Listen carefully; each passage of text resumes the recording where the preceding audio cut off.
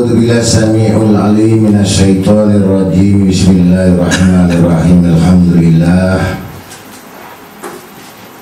Alhamdulillah subhanalladzi hadana li hadza wa ma kunna linahtadiya laula an hadanallah.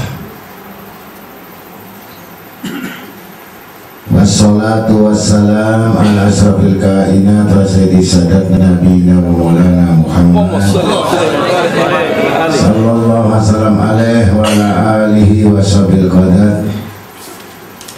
Asyhadu an la ilaha illallah wahdahu la syarika lahu rabbul ardina was samawati wa asyhadu anna sayyidana Muhammadan abduhu wa rasuluhu shahibul ayati wal mujizat. Allahumma ya daimal fadli alal bariyah ya basital yadaini bil atiyah ya sahibal mawaibi saniyah salli wa sallim ala sayyidina Muhammadin khairu wara bisajiyah wa fir lana ya dal ula fi hadi layla birahmatika ya rahmur rahimin amma ba'd.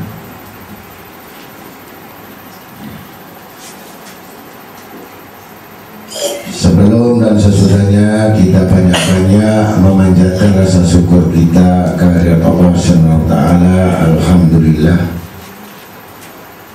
Yang mana syukur ini letaknya kedudukan yang sangat tinggi, kedudukan orang-orang yang bersyukur, yaitu bertambahnya nikmat. Dengan syukur berarti tambah nikmat dan tambah senang. Apapun yang dialami dan apapun yang telah terjadi itu alhamdulillah, karena sudah terbungkus dan sudah berada di dalam syukur itu. Orang-orang yang beriman adalah alhamdulillah, sedangkan orang yang kufur itu disebut naudzubillah, jadi bukan alhamdulillah. Dari bertambahnya syukur berarti bertambahnya iman, bertambahnya nikmat, bertambahnya senang, ditambahkan ilmunya, ditambahkan selawatnya, ditambahkan pendekatannya, ditambahkan menjadi orang-orang yang mendapatkan ridhanya Allah Ta'ala. Ini jelas kalau orang bersyukur akan diampuni juga dosa-dosa. Amin ya Allah. Ya, dosa kepada orang tuanya, dosa dari keluarganya, keturunannya, duriahnya, semuanya yang menjalankan kesalahan-kesalahan diampunkan oleh Allah Ta'ala. Hanya mengatakan alhamdulillah. Begitu luasnya kalau sudah orang memuji alhamdulillah, di situ mendapatkan nikmatnya. Maka di dalam surat Al-Quran Al-A'raf ayat 43 bahwa qaulu ta'ala alhamdulilladzi hadana li hadza wa ma kunna linahtadiya laula an hadanallah laqad ja'at rasul rabbina bil haqq. Sadaqallahul maulanal azim. Segala puji bagi Allah yang telah memberi petunjuk pada kami ini, dan kami sekali-kali tidak akan mendapatkan petunjuk kalau Allah tidak memberi petunjuk kepada kami. Sesungguhnya telah datang Rasul-Rasul Tuhan kami yang membawa kebenaran. Ini kita bersyukur punya Rasul-Rasul dan utus-utusan untuk membawa kebenaran. Andai kata kita nggak ada Rasul, kita semua jadi dolim, jahil. Sedangkan orang yang jahil itu adalah orang-orang yang murtad. Sedangkan orang-orang yang dolim karena bodoh. Orang bodoh ini musibah. Orang jahil, ya orang fanatik, murtad. Jadi kalau orang murtad itu nggak mikir panjang, nggak mikir belakang hari, nggak mikir ini, ya habis. Ini ini didatangkan petunjuk-petunjuk, berarti kita selama mendapatkan petunjuk berarti kita bersyukur kepada Allah. Dan tidak ada nilai kebesaran dan kebanggaan itu kecuali dengan syukur tambah nikmat. Yang kufur atas nikmat azab Allah. Sudah. Ya, maka cari teman yang kumpul-kumpul orang yang soleh, bukan kita kumpul sama orang yang gak baik. Kalau kumpul sama orang minum-minum, ikut minum. Kumpul sama orang main obat, ikut main obat. Kumpul sama orang yang dusta, ikut dusta. Kumpul sama orang dolim, ikut dolim. Kumpul sama najis, ikut tergantung apa kumpulannya. Jadi kalau kita kumpul sama orang-orang yang baik, ikut. Kalau kumpul sama orang baik gak jadi orang baik, nah itu lain lagi. Udah kumpul sama orang baik gak jadi orang baik, berarti moong. Nah, jadi kumpul orang yang baik, ikut baik. Maka Nabi SAW, man humani la yasba'ani man humu ilm wa man humul mal. Sabda Nabi SAW, ada dua orang yang rakus, yang tidak pernah kenyang atau puas, yaitu orang yang rakus ilmu dan orang yang rakus harta. Ada dua. Kalau rakus ilmu, bagus, saya kurang tambah. Rakus harta, saya kurang maling. Kurang akhirnya jadi maling. Kenapa? Kurang. Yang dapat amanat khianat, yang pengkhianat tambah. Udah pengkhianat ya tambah khianat. Nah ini, jadi orang yang syukur berarti rakus dengan ilmu, bukan rakus dengan harta. Orang yang kaya hakikatnya yang dia hatinya kaya, bukan hartanya kaya. Syukur lebih bagus, udah imannya kaya, orangnya kaya, kan begitu. Ini sudah miskin hartanya, miskin juga ilmunya, miskin ibadahnya, kenapa nggak mati?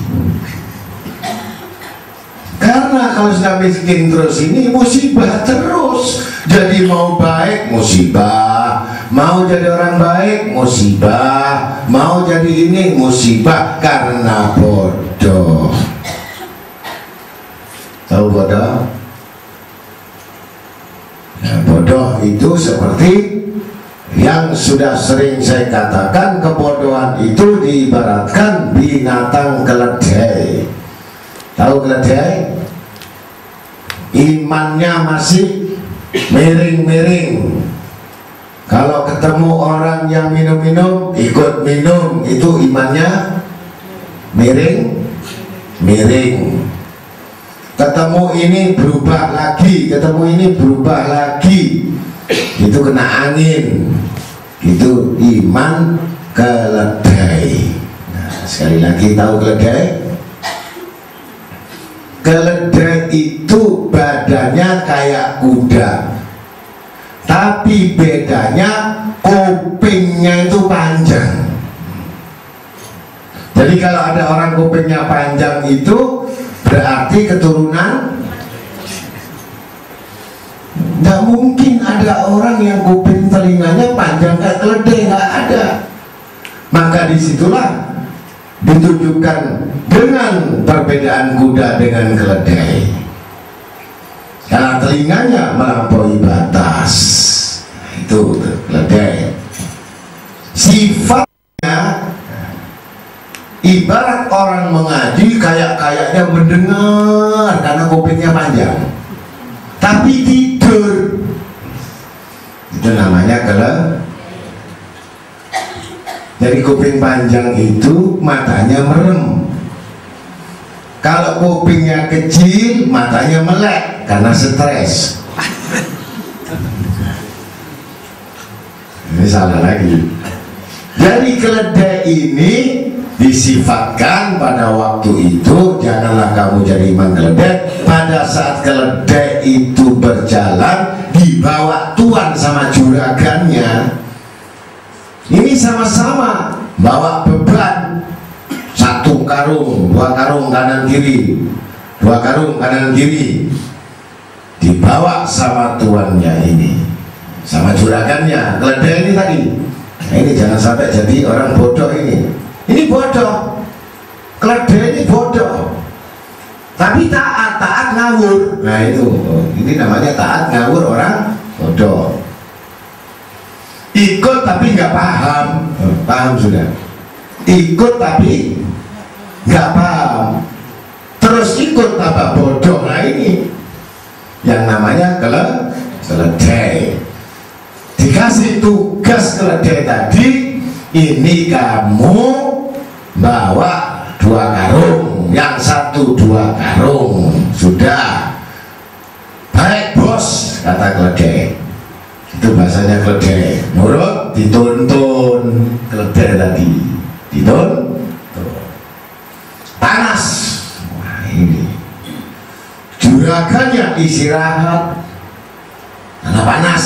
Sudah, lebih baik kita istirahat dulu. Keledai, kamu ikut istirahat. Baik tuan. Disadarkan.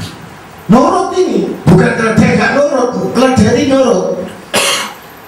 Tapi nurutnya lain ini. Sama-sama nurut. Dilihat di situ ada sungai. Ada sungai. Ya Allah, juraganku tidur. 1 nyemplung. Lebih baik saya mandi segar supaya nanti bisa meneruskan perjalanan mengikuti tuanku. Nyemplung keledai masuk, renang keledai ini tadi. Alhamdulillah, kata keledai, ini kok hilang bebanku, ringan, enteng. Ini berkat doa si juragan dekat sungai. Enteng, bebannya enteng, ya, ringan, seger. Wah, ikut juragan seger. Keluar yang namanya keledai, cerita sama temennya.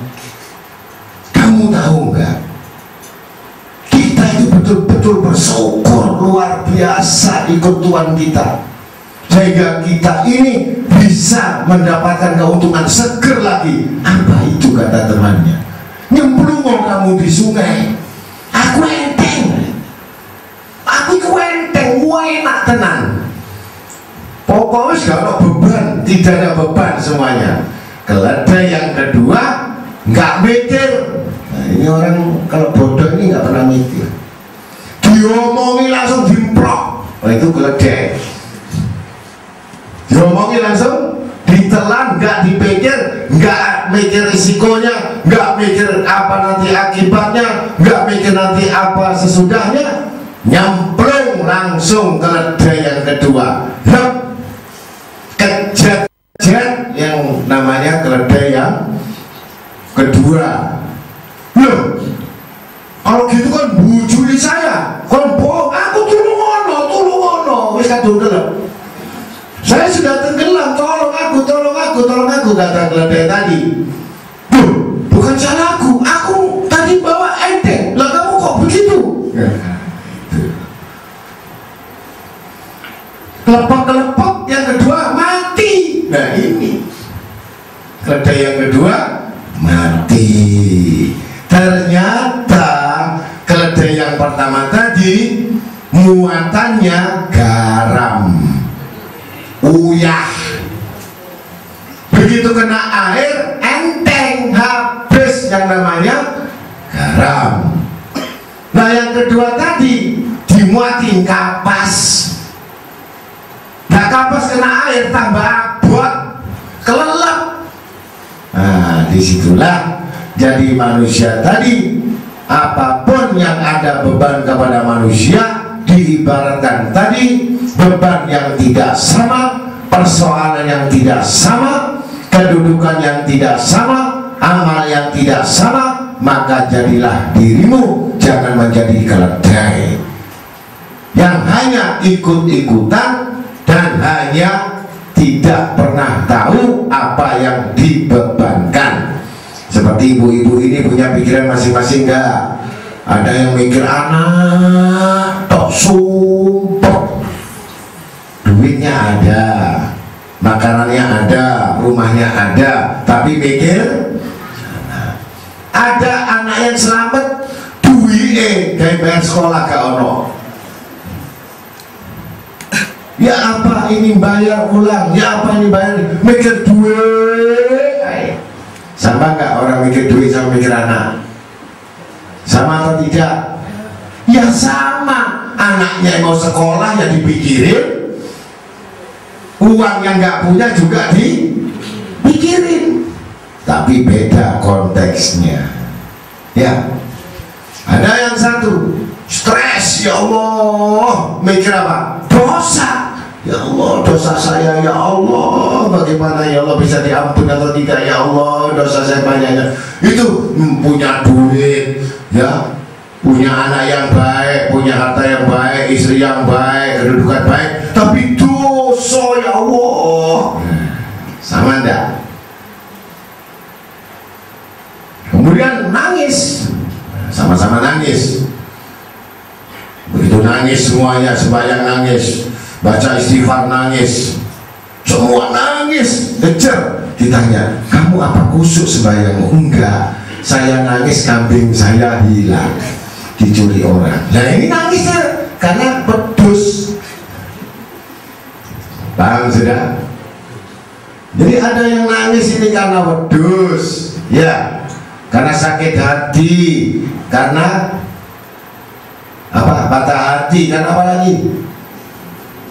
Karena nggak diterima kerja, nggak lulus ujian, nangis. Nah, sama nangisnya, tapi nangis yang baik. Ya Allah, kenapa aku tidak bisa menuntut ilmu? Kenapa saya tidak bisa mengabdi dengan ulama? Kenapa saya tidak bisa setia dengan ulama? Kenapa saya tidak bisa berhikmah dengan ulama? Betapa bodoh dan salah yang besar bagi saya kehilangan petunjuk-petunjuk itu. Maka orang yang beruntung yang selalu terus mendapatkan petunjuk dari Allah dan Rasulnya dan tidak keluar dari kitab-kitabnya, maka itulah orang yang selamat di dunia ini, yang tidak bisa menolong kepada kita kecuali dengan tiga manusia yang dalam pilihan Allah, yaitu pertama Rasulullah SAW, yang kedua ulama al-amilin, ulama al-akhirat yang bisa menyelamatkan kita, yang ketiga adalah orang yang mati syahid. Bapak ibu kita tidak bisa menyelamatkan, saudara dan istri dan anak tidak diselamatkan, karena itu saat itu pada dalam kebingungan hanya tiga peranan ini yang bisa menolong kepada kita sekalian, dan kita tidak bisa lari dari tiga kenyataan yang akan semua manusia akan mati. Maka putuslah segala kenikmatan-kenikmatan di dunia ini pada saat kematian. Kesedihan pun akan putus saat kematian itu, tapi yang lebih menyedihkan adalah kesedihan yang saat diadab dalam kubur. Maka dengan itulah kita selalu bersyukur kepada Allah. Mudah-mudahan kita semuanya golongan orang-orang yang rakus dalam ilmu, bukan rakus dengan harta, sehingga menambahkan ilmu, menambahkan kemuliaan, menambahkan kebahagiaan, menambahkan keselamatan, dan menambahkan keabadian di sisi Allah kelak, yaitu surga tempatnya. Arwah al-hadisul qudsi ana inda munkasrati qulubi min ajliya. Di dalam hadits kursi Allah Ta'ala berfirman, aku bersama orang-orang yang hatinya luluh atau hancur karena aku. Jadi kalau orang yang hancur hatinya, putus asa terhadap semua makhluknya, kecuali menangis semata-mata karena Allah, sungguh-sungguh karena Allah, niscaya Allah akan menolongnya. Jadi jangan pernah sama makhluknya, jangan pernah sama orang kayanya, jangan pernah sama menjilat sama orang kayanya, jangan pernah kita perhatikan orang kayanya. Ingat, itu adalah dinding dan hijab untuk kita menuju Allah. Kadang-kadang kalau kita ngomong sama orang kaya lain, begitu kalau ngomong sama orang miskin lain, begitu kalau ngomong sama orang yang sakit lain. Ini jangan lain, tetap senyumlah kamu kepada siapa saja yang kamu ajak bicara, asal dia nyambung dengan bicaramu.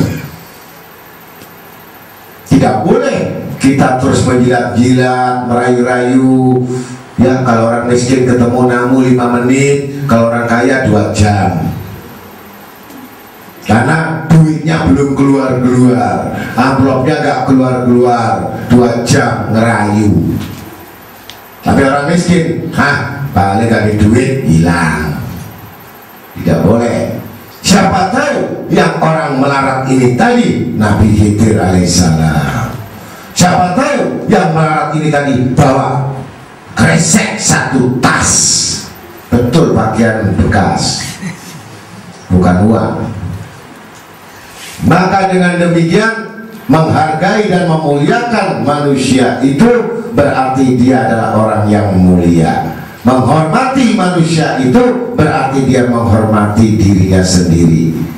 Menghina manusia berarti dia adalah orang yang terhina dirinya sendiri. Maka janganlah meremehkan dan merendahkan orang lain, kecuali itu hak daripada Allah Ta'ala. Maka jelas orang-orang yang hancur hatinya tadi akan bersama Allah Ta'ala. Wakala Nabi SAW, Inna Allah subhanahu wa ta'ala yaqbal taubatal abdil malam yugargir. Sabda Nabi SAW, sesungguhnya Allah subhanahu wa ta'ala selalu menerima taubatnya hamba sebelum sakaratul maut. Jadi orang-orang selama dia masih mau beristighfar, masih mau minta ampun, walaupun dosanya sebesar gunung lautan, asal jangan sampai di tenggorokannya nyawanya. Jadi masih di perut, nyawa masih di perut. Astagfirullah, astagfirullah, astagfirullah, la ilaha illallah, itu diampunkan oleh Allah Ta'ala. Tapi kalau sudah digorgor, artinya gorgor ini tenggorokan, itu nggak bisa baca. Seperti petik digorok itu bisa ngembek apa lagi? Kambing. Kalau sudah disembelih itu seperti sembelih sakarat. Itu ayam kalau sekarat kan, wah, gitu ya kan. Kalau kambing, kalau kamu, ya, jadi baca astagfirullah sebelum meninggal, insya Allah Ta'ala mengampuni dosa-dosanya. Jadi jangan pernah menghukum dari kesalahan dan dosa orang lain, kecuali engkau adalah golongan orang yang zalim. Paham? Jangan pernah menghukum dan menyalahkan orang lain. Belum tentu yang disalahkan itu lebih baik daripada yang menyalahkannya. Paham sudah? Kamu itu bajingan, ternyata dia lebih daripada bajingan. Itu orang nakal, ternyata lebih nakal lagi. Jadi kalau ketemu orang begitu kita mendoakan, ya Allah mudah-mudahan mereka menjadi orang yang baik, mendapat petunjuk yang baik, diampuni dosa-dosanya. Begitu caranya. Itu orang yang punya akhlak Rasulullah SAW. Maka di sini sudah jelas yang mana Allah Ta'ala bersama orang-orang yang bertaubat, dan Allah Ta'ala juga bersama orang-orang yang hatinya luluh. Jadi bertaubat bersama Allah, orang yang luluh bersama Allah. Maka dengan demikian tidak lain dan tidak ada bagian yang paling utama di situ untuk menambahkan syukur kepada Allah, yang mana Allah Ta'ala nambahkan bukan seperti syukurnya keledai. Syukurnya keledai ikut-ikutan, ayo ngaji ikut-ikutan, gak enak gak ikut, enak ikut. Nah, itu namanya ikut-ikutan. Karena ngaji itu bukan ikut-ikutan, tapi pengabdian kepada Allah dan Rasulnya, dan jalan ibadah kepada Allah, yaitu sangu untuk akhirat. Jadi bukan untuk sangu dunia saja, tapi bekal kita di akhirat, yang mana kita akan nanti bertanggung jawab apa-apa yang kita amalkan di dunia ini. Mudah-mudahan kita dengan bacaan maulid Nabi Muhammad SAW tidak disia-siakan oleh Allah Ta'ala. Tahlil, tahmid, tasbih, takbir, semua yang kita amalkan tidak lain dan bukan karena kita mentaati Allah dan Rasulnya. Dan jangan sekali-kali kita tidak memiliki rasa keinginan atau kebutuhan terhadap iman kita kepada Allah, dan selalu berdoa, Rabbi zidni ilman nafi'an wa amalan makbulan. Ya Allah, tambahkan ilmu, tambahkan terus ilmu dengan amal yang soleh, dan kabulkan doa kami. Begitu terus yang orang-orang yang ingin menambahkan ilmu pasti menambahkan kemuliaannya. Menambahkan harta pasti nambah gangguannya. Maka tambah ilmu, tambah kemuliaannya, tambah kesenangannya, tambah rezekinya, tambah kebahagiaannya, dan tambah suksesnya. Karena menambah ilmu. Yang mengurangi ilmu mengurangi kemuliaan, menambahkan kebodohan. Maka dengan itu, apa yang disebutkan oleh ilmu tadi, yang memahami segala bentuk apa yang diajarkan oleh Rasulullah SAW, sampai kepada ulama-ulamanya, guru-guru kita, sampai ke kita-kita, sampai kita bisa mengamalkannya, bahkan untuk mencari keselamatan agama dunia dan akhirat. Amin. Modal kita untuk berilmu, untuk menuntut ilmu, cuman dalam bahasa pengertian adalah al-khauf. Al-khauf ini artinya takut. Ar-raja artinya berharap. Ada orang yang takut terus sama Allah Ta'ala, tapi tidak pernah berharap sama Allah Ta'ala. Ada yang minta doa sama Allah, berharap tapi gak takut. Nah, ini jadi khauf wa raja ibarat burung dara yang memiliki dua sayap. Tidak mungkin satu sayap saja dia mengatakan, pasti tidak akan bisa terbang. Maka khauf sayap sebelah kanan, ar-raja berharap sayap sebelah kiri. Maka terbanglah karena didasari dengan takut. Saya takut kepada Allah, dengan banyak minta ampun, berharap untuk diampuni dosanya.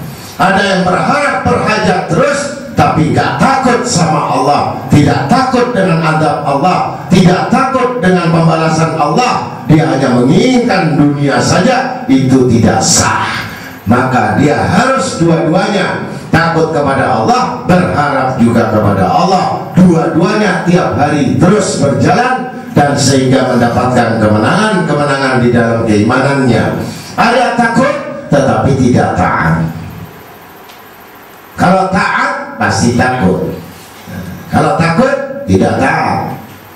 Maka dengan taat ini pasti mendatangkan takutnya kepada Allah, yaitu tidak bisa dipisahkan antara takut dan berharap kepada Allah Ta'ala. Tidak ada yang lain kecuali saya takut kepada Allah dan selalu berharap kepada Allah. Tidak berharap kepada manusia, tidak bergantung pada manusia, tidak menginginkan manusia itu untuk menolong aku, tetapi aku berharap kepada Allah. Maka digerakkan hati manusia untuk menolongnya. Ini yang namanya berharap kepada Allah dan takut kepada Allah.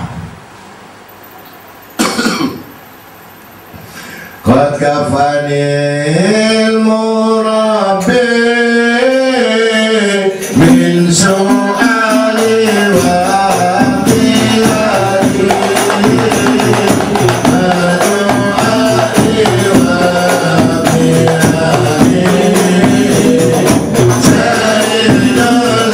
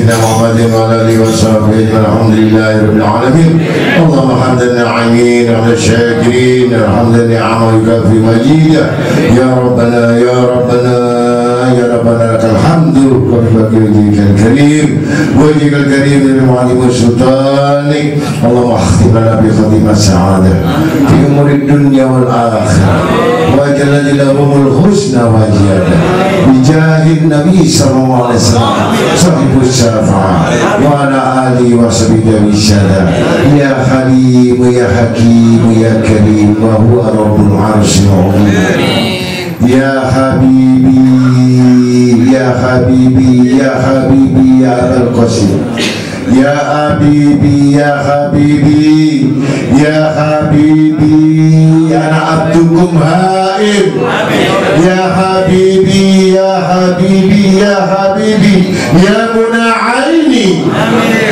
ya habibi ya habibi ya habibi ya Jaddal Husain kul biyadi qalat biyadi adri ya habibi ya Rasulullah undur ilaina Allahumma ya Ghani ya Hamid ya Mu'id ya Mu'aidu ya Rahim ya Wadud ya Ghanina ya Allah bihalalika haramika wa bita'atika an ma'asatika wa bifadlika aman siwa Allahumma inna na'ud wajudil bala wal jar al fitan wal waba wal musibah wa dardi wa syaka wa su'il qada wa masatil a'da Allahumma fi nasar dhalimin Allahumma fi nasar dhalimin Allahumma fi dhalimin mana jina min qawmi dhalimin Allahumma badil samlahum wa farik jam'ahum wa sam'ahum min adabihim ya arhamar rahimin Allahumma hdina fi man hadayt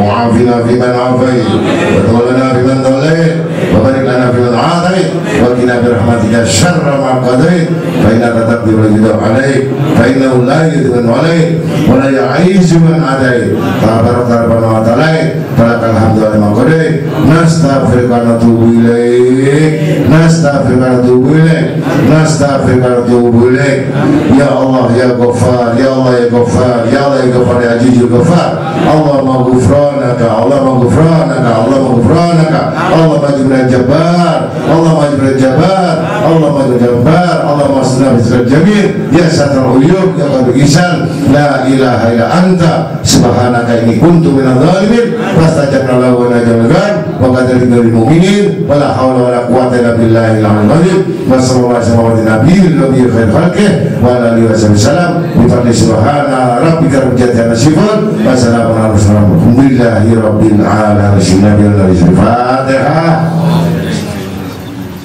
Ar-Rahman Ar-Rahim Assalamualaikum warahmatullahi wabarakatuh. Waalaikumsalam.